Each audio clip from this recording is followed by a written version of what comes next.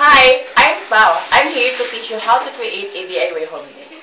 First, you have these kinds of materials. Crayon, empty lipstick tube, and then oil. You can use any kinds of oil, vegetable oil, virgin coconut oil, or whatever, but I'll use cooking oil.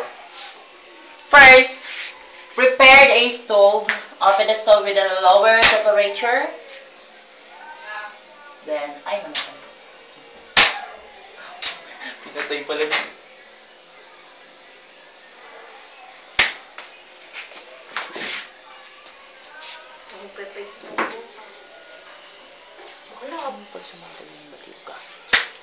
Then,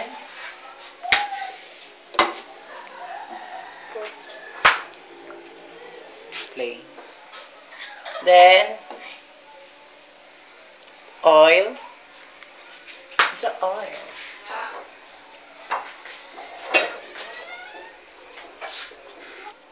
Then the crayon.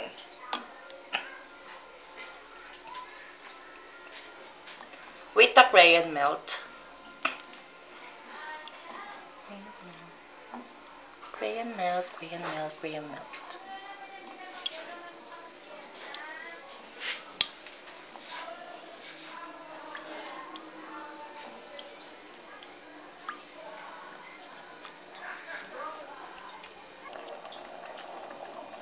Then, after that,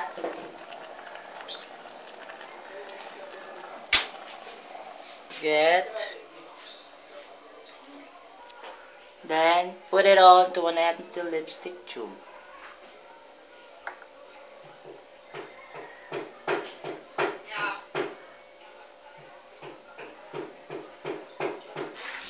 Baka ano yun, makakukuma pag hindi na agapan. Printed yun. Ano pa daw? Wala pa dumalan yun. Ano yun? Tulog ka rin ata. Sige, buhusan mo ng ano. Ito.